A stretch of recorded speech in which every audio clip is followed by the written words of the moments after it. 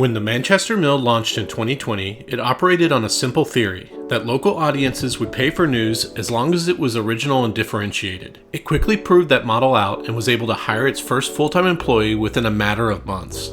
From there, founder Joshi decided to replicate this model across other cities in the UK, and Mill Media now runs 6 publications that have collectively generated tens of thousands of paid subscribers. In a recent interview, Joshi discussed why he first got interested in local news, how he decided to expand to different cities, and whether he thinks his model can be replicated by other local news startups. Hello, I'm Simon Owens, and this is The Long Story, the show that features the best journalism on the internet. If you want to listen to an audio version of this show, subscribe to The Long Story wherever you get your podcast. Okay, let's jump into the interview.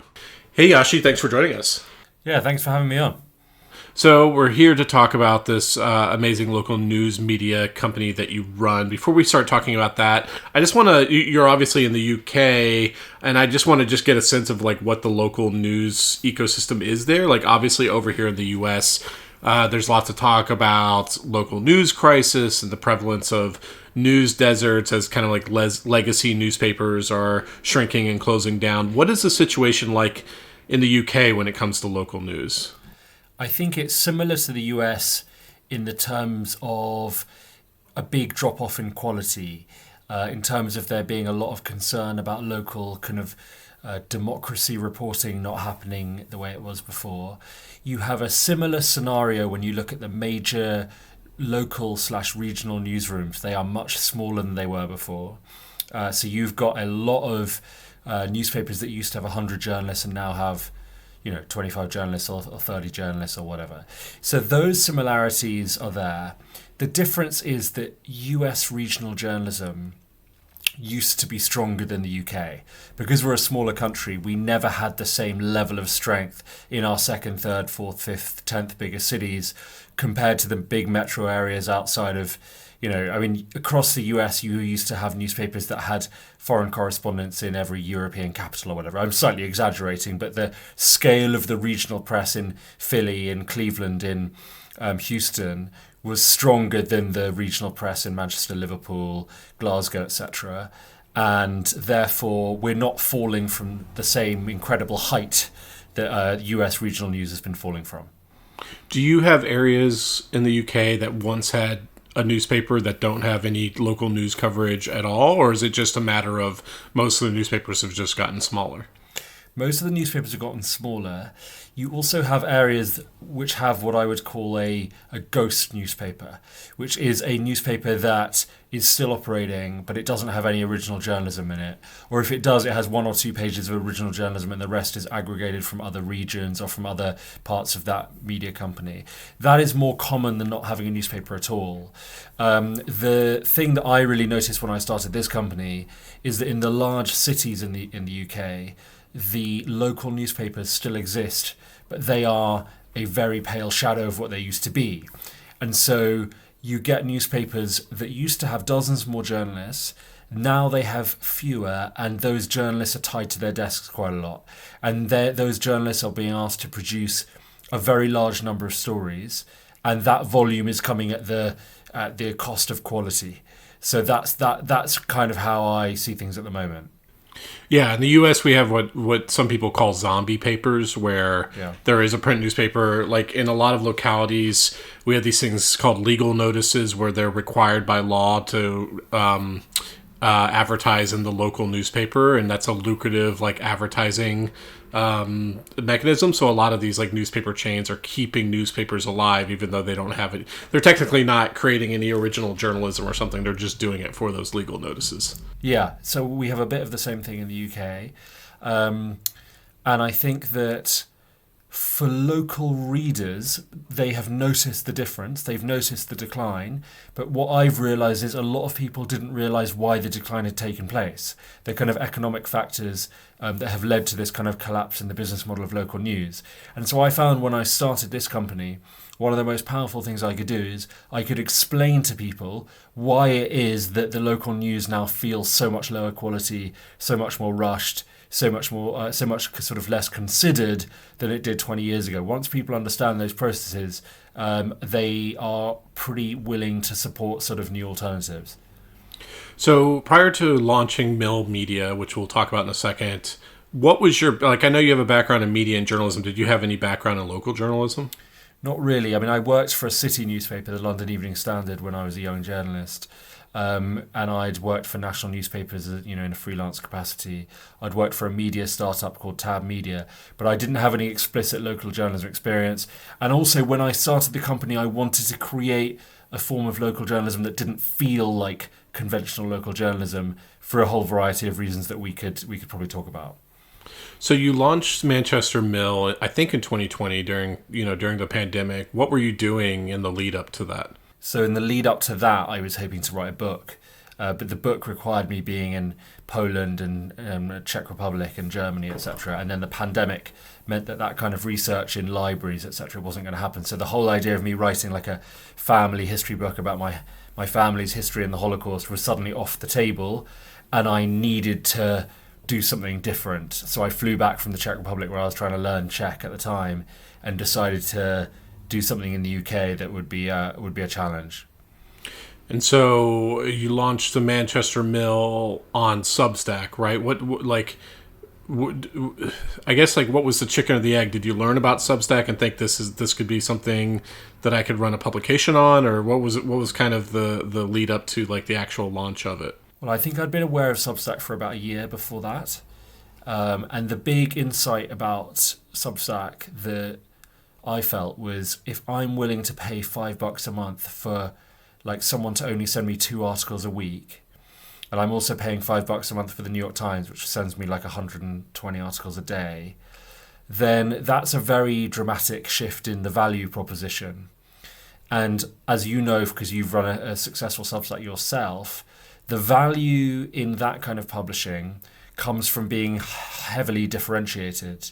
So as long as your content is very different to what else is out there, people will give you much more money per word, or much, much more money per story or edition, than they would be willing to give a national newspaper. And therefore, as soon as I realized that kind of shift in expectations of like kind of volume of content had come about, I did think, well, that type of business model could really work for local journalism, where frankly you're going to have to build from a much lower cost base, and a lower cost base means publishing less. If people are willing to pay for a lower volume of content, then local journalism could be done in a different way. So if I understand you correctly, so like a lot of like local news startups in the US, like kind of lean ones, start as like news aggregate, like smart news aggregation, doing maybe a little bit of original journalism, but really kind of just like curating local news. But like you kind of went at it with the opposite idea, is like if I could create a lot of differentiation, that would be way more valued by potential subscribers than a national news publication that was also creating original information. Yeah. Original reporting. Yeah, exactly. So I thought there is a lack of in-depth writing about Manchester, and the major local newspaper is still going, but it's not producing that kind of work. It produces a lot of kind of like daily news content, a lot of sports content, but it doesn't do that much in the way of kind of deep dives. And so I was a bit inspired by US kind of magazine feature writing, some of the big US magazines that, produce a 5,000, 10,000 word story about something. And I thought, given that in my career that's mainly what I've done, is writing longer stories, what if I'd see if people will pay for that? And they have to be willing to pay for a very low number of stories, right? Like, because I obviously on my own, I couldn't produce 10 stories every day. I couldn't even produce 10 a week. I was writing initially 1 or 2 a week, and then it went to 3 or 4. But the whole assumption, or the whole hypothesis was, will people pay a good amount of money every month, like a Netflix subscription or whatever, that kind of price point, for a very low number of stories about their city, if those stories are very, very good, if they're very interesting, very immersive, etc. And so that's the kind of pact I was trying to create with my readers. Will you pay for that? That was the thing I was trying to test. So I think you launched, maybe correct me if I'm wrong, July 2020. Does that sound right? Yeah, it was that ballpark. It might have been June. Yeah. So to start with, you were just you just came right out the gate and you were just doing like original, kind of longer original reporting and stuff like that. Yeah. So like, and was the stuff like behind a paywall, or like what were you like actually putting out there? Yeah. So month 1 to 4 I was writing 2 stories a week. Normally one of them would be like a really long deep dive into something. I mean, they couldn't be like huge investigations because it was just me. But like I wrote a story, a historical story about an enslaved man who escaped from slavery in the US, and then he came to the north of England and he ended up living in Bolton for a while, and that was in my catchment area for the Mail, Greater Manchester. So I thought people will like that story. I'm going to write a few thousand words, and people loved that. And then I did an investigation into, a mini online investigation into whether an incident and an attack that had taken place actually took place at where everyone was saying it was. It turned out it didn't, and I kind of did some like online sleuthing about that. And then I also wrote a piece explaining why I thought a different type of journalism would work in Manchester. I called it The Case for a New Newspaper in Manchester. And because I had such a good response early on, I think it was 3.5 months later, or maybe 4 months later, that I decided to start charging, or like putting up a paywall, seeing if people. So this was it was free to begin with. It was free. Yeah, it was free for that summer of 2020, and remember it was a pandemic, so people really wanted like accurate local information. So I started doing little COVID updates once a week. I would summarize the local COVID data. I got quite good at like working out what was happening with the COVID data. I pulled all the data from the local sources. I would ask the mayor's office for certain data points that they weren't releasing at that time. And I kind of remember them thinking like, who the hell is this guy with his tiny newsletter to be asking us for stuff? But people wanted that information. And they liked the fact that I was presenting it in a kind of data-led way rather than kind of trying to hype them up into clicking on a link, because there was quite a lot of clickbait around about COVID at that time. And so I think, because in the first few months people were enjoying it, sharing it, telling friends about it, it encouraged me to think, okay, maybe I'll get people to pay.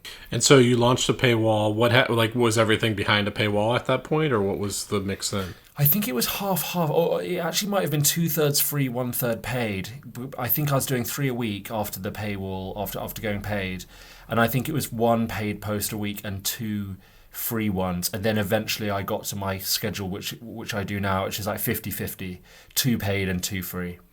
And what was the initial response from the readers? Yeah, I mean it was really good. That was the first sign that this was maybe going to work as a thing, because I think I had 4,000 people on my email list after 4 months, which I thought was pretty good. And then 400 within, I think, a month of doing the paid launch, 400 of them were paying, so that was 10%. And I made me think, okay, well, I've read online that 10% is a good conversion rate, and it wasn't just that. People were writing in, people were sending in stories and saying you should cover this, you cover that. I saw one comment actually on Facebook where someone said, I've been waiting for someone to do this for ages or something. And I thought, that's a good sign if like people kind of really want this to happen. So that was the early data that made me think, yeah, this is really worth doing. And were you charging $100 a year at that point?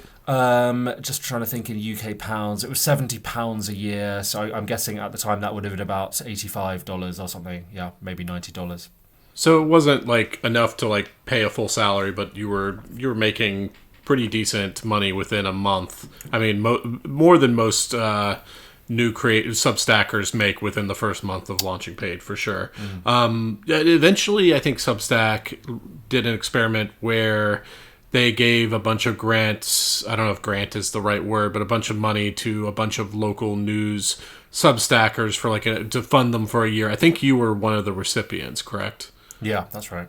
When did they do that? Just about? Yeah, that was in 2021. So at that point, I was hoping to launch in 2 more cities, Liverpool and Sheffield, which are kind of a short drive away. To be honest, if they were in the US, they'd be considered probably one metro area as Manchester. But I wanted to do those places, and I didn't have enough money. And the deal effectively was that Substack would take the upfront risk. So they would recoup 85% of the earnings in those cities in the first year, so they would hopefully get some of their money back. I mean, they didn't get all of it back, but it was that kind of deal. But it was super helpful because it allowed me to hire a couple of people, which allowed us to get those 2 new cities up and running. So I'm extremely grateful to Substack for that. Yeah. So at that point, had you hired anybody else for the mill, or were you still doing that all by yourself? Yeah, I'd hired one for the mill already, one staff member. And then I hired someone in Sheffield, Dan, and then so I think by the middle of 2021 we had 3 people in total. So what made you, rather than just kind of doubling down and trying to continue to grow in Manchester and try and just expand from there, what made you decide early on that you wanted to expand to more cities? Well, I think firstly I had a sense that sustainable subscription media companies are going to grow gradually rather than exponentially. And I thought the dynamic of growth in this era of media would therefore be nothing like the dynamic of growth we saw in the kind of Facebook VC backed BuzzFeed Vice era. And therefore, if it was going to grow gradually, which I thought was the right way for it to grow, if you wanted to grow the business to the kind of scale where you could have like real expertise, you could have a investigations editor, or you could have have your accounts and your marketing or whatever. If you wanted to have the kind of revenue that would support a more ambitious media company, then having it in a few cities made sense to me. And that was like the business case for it. It's like if we can build up enough revenue across a few cities, then we can afford to do much more interesting things. And we find now we can do investigative journalism of a much higher quality now than we could a few years ago because we've got much more central resource on those stories. And we have a lawyer, etc., which gives us confidence to take on big stories. The non-business case was there were journalists getting in touch in lots of cities quite quickly saying, would you ever do this with me? And there was one journalist in particular, Dan in Sheffield, who I was very impressed by and who I really wanted to work with. And therefore I needed a bit of cash to do that with him. So it was led by the journalist, but it was also led by this feeling that like I needed to gain a little bit of scale in order to do the kind of journalism that I wanted to do. And was the playbook the same in each city? Like you would hire an editor and then they would do reporting for several months and then you would gradually roll out the paywall? Yeah, similar.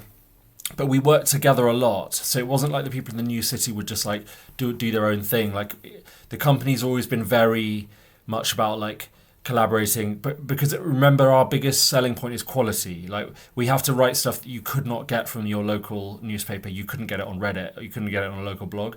So we would collaborate a lot to try and make sure that the quality was high enough. But it was basically the same. It was free for a couple of months, then paid, that sort of thing. And was it met with like similar response to the Manchester Mill? Yeah, I mean, city. It's been slightly different. So the one in Sheffield, the Tribune, that one had a higher conversion rate. So it probably started off about the same, 9 or 10%. But while the conversion rate in a city like Manchester would eventually track down because our free list growth became quite intense, and we're probably at like 6.5-7% conversion now, which is fine. Whereas in Sheffield, it stayed like 8% or something, even after like 2 or 3 years. So I think I see different conversion rates in different cities, and I see like different dynamics of how they grow. But the basic thing of the hypothesis is there will be thousands of people who want to pay for this kind of journalism in these cities. I think that seems to have been borne out. So what happened after the grant money from Substack ran out? After the year, were you at a sustainable point at that point? Yeah, so we got the mill in Manchester. We got that sustainable a few different times. Like we'd get it sustainable, then we'd invest. We'd get it sustainable. But the mill became profitable and therefore could pay for the remaining costs that we had on the others. Then the Tribune in Sheffield became profitable. And the next one we're hoping to get profitable is Liverpool. So I think I always expect to invest in a city for about a year and a half, 2 years. And then I expect that city to start to be sustainable. And I'd say the Mill and the Tribune got there a little quicker than expected. The Post maybe in Liverpool a little bit slower than expected. But basically they're all on this roughly similar trajectory to try and become break-even outlets. And then I raised a little bit of money from investors a year and a half ago so that we could launch in a few more places a little bit faster. And then you eventually moved off of Substack. When was that? Yeah, we started moving off Substack about 5 months ago. We launched 2 new titles in London and Glasgow on Ghost, alternative platform that I'm sure a lot of your listeners as very newsletter savvy people will know about. And we've still got 2 on Substack, and I think we're moving those over quite soon. So it's a transition that's taken over, around 6 months to do. What made you decide to move off of Substack? That's a whole episode in itself. But, there were a bunch of factors. One of them is just the cost factor, right? 10% of revenue becomes quite a lot as the business grows. I think, we would have given Substack about £100,000 this year, which is like $120,000. It starts to feel like quite a lot. Another factor, which is a bit harder to explain, but I think your listeners are probably like the one demographic of people who will understand this, is like Substack is becoming more of a platform. At least that's how I see it. And I was noticing that a larger and larger proportion of our audience were not our audience anymore. They were Substack's audience, by which I mean on Substack you can have email subscribers, right? It's people whose emails you have, and if you leave the platform you take them. But you also have followers, and followers are people who are only attached to you if you're on Substack, a bit like a Twitter follower, you can't leave with it, or a Facebook follower, you can't leave with them. And I just noticed that had been creeping up. So to give you an example, on the Mill, we had 56,000 people on our email list, but it actually wasn't. 2,500 of them weren't on our email list. And when we wanted to leave, we lost them. And because that percentage was ticking up in each city...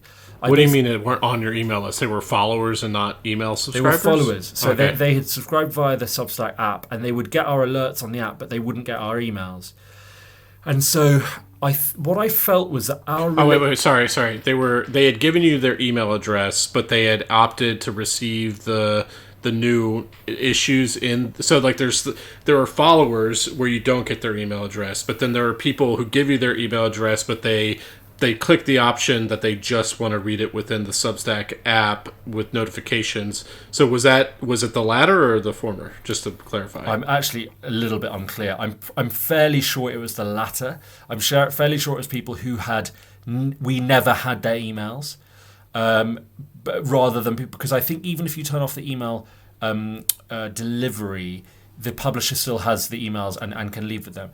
So, but what I noticed was we had an increasing number of these, and obviously 2,500 out of 56,000 is not a huge number, but it was, as a percentage, it was going up every month.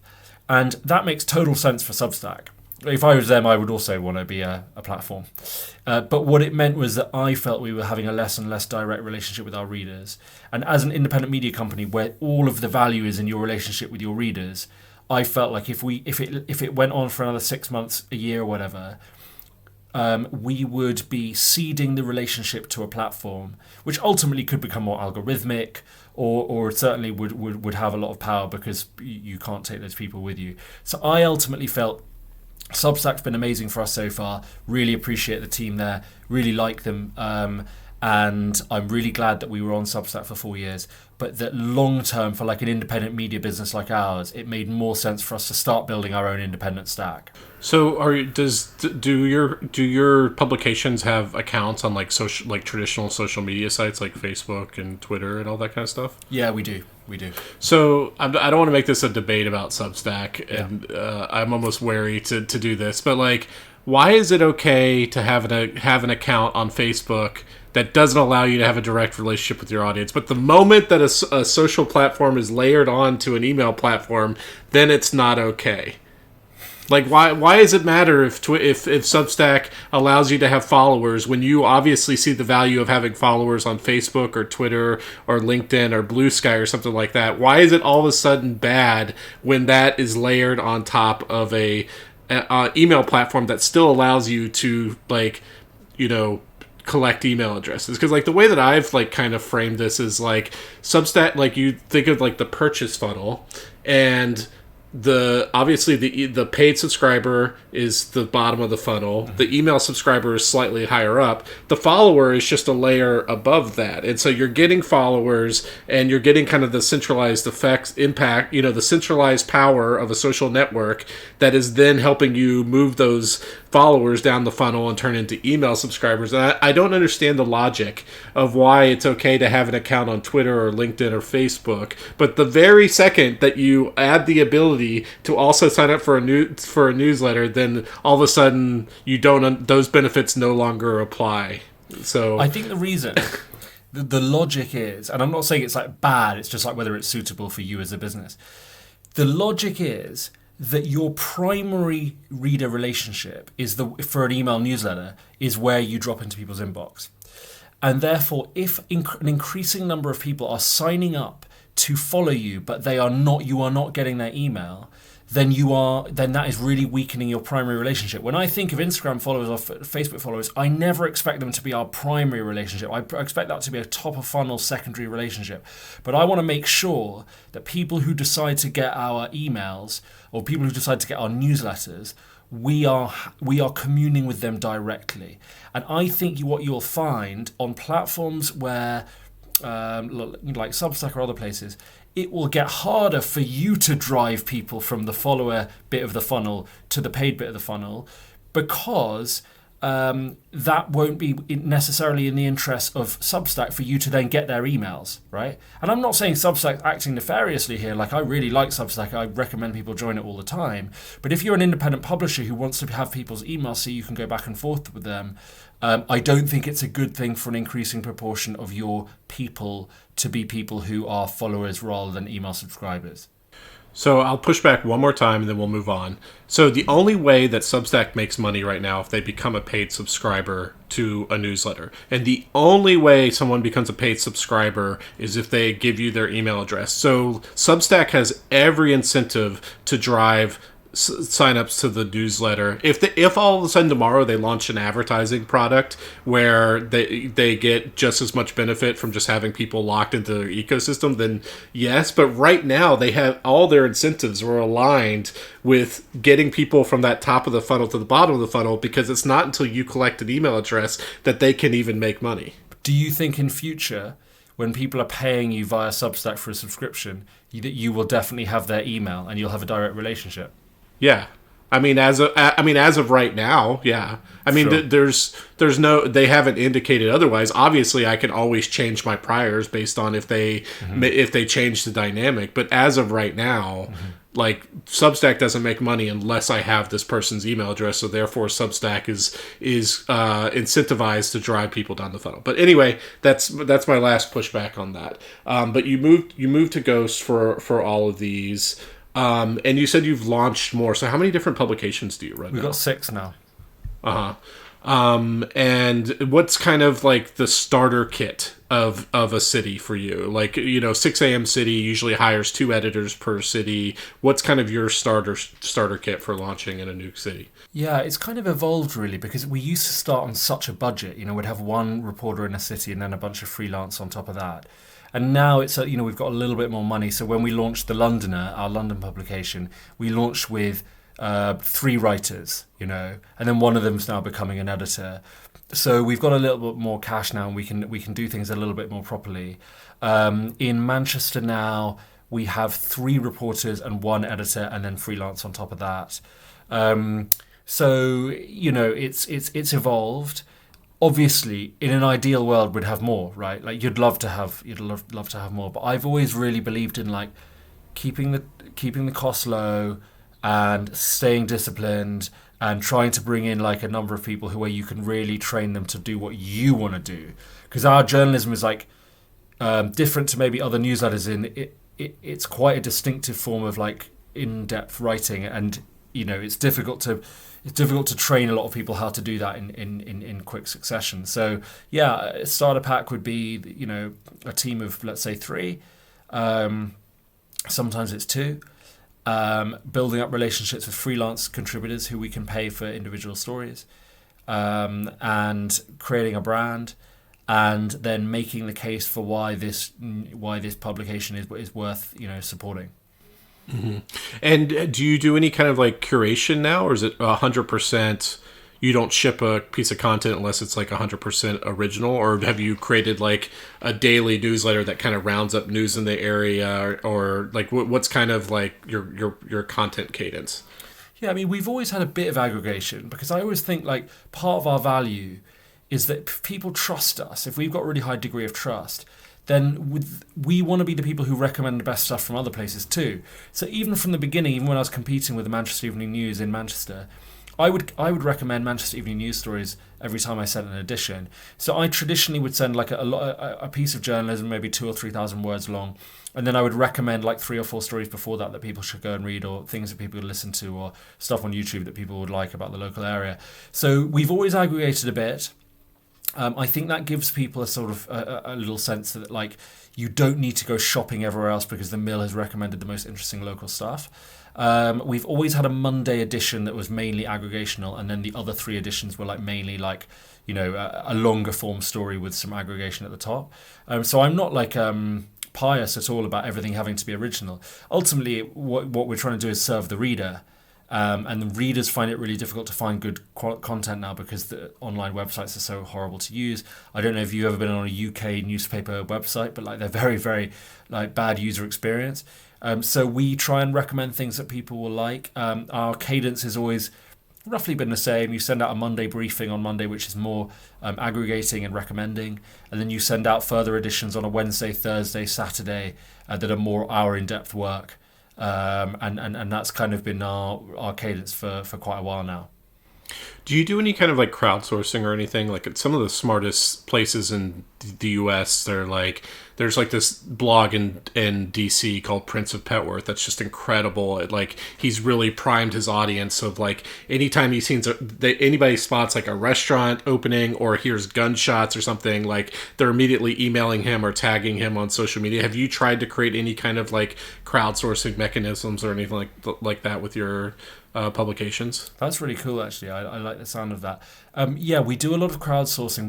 We have a thing called Open Newsroom where we will write in newsletters what are we working on, and then we'll ask people to get in touch. So we don't mind like giving away what kind of stories we're on, even if that like threatens, you know, sometimes getting scooped by someone else, because we really want the contacts, and we find in our local audiences you'll often find the kind of people who can really help out with the story. So we do that. We have a lot of email back and forth with our readers. And, you know, I would say about 50% of our good stories come directly from readers, or at least they start with a reader tip. This week we've had a story about a local university where a bunch of readers came to us because they were really concerned about a senior figure at the university and misusing, I guess like kind of being abusive towards staff, being racist, etc. You know, they came to us. And we reported the story out for a few weeks. We did the story. The guy's now been sacked by the university, etc. So that was quite a classic one where a few people trusted us with a bit of information, and then we like really, really tried to report it out. And what's your revenue mix now? Like, I think you're still mainly subscriptions, but you're starting to dabble in like advertising and stuff like that. Yeah, we're about 87% subscriptions, and then we've got some advertising going as well. Generally kind of low volume, high quality advertising, people who want to reach our audience with quite like a strategic message. That's where we try to focus. Is it like native advertising in a newsletter, or what's the... Yeah, within the newsletter. So like today's edition is sponsored by, and it'd be like the local museum or the local gallery. We've done a couple with the larger companies. The Financial Times did a campaign with us to advertise their subscriptions. We're trying to get some larger clients because obviously it's less work on our end to get the money in. But it's not yet a large part of our revenue, but I would like it to be a larger one, mainly for like revenue diversification purposes, just so we've got a nice mix. Do you have a salesperson working for you? No, not yet. We're in the middle of trying to bring one in. Yeah. Well, I mean, like, you're in so many different cities that you could have national advertisers, especially given how, geographically small the UK is, I would guess. Yeah. That's the hope, that we could bring some national advertisers in, also have like some good local repeat ones, and that could be a good business. I don't think it'll ever be as big as subscriptions for us. I don't really want it to be. I kind of always want us to be like primarily reader funded, but I think it's a good extra line for us.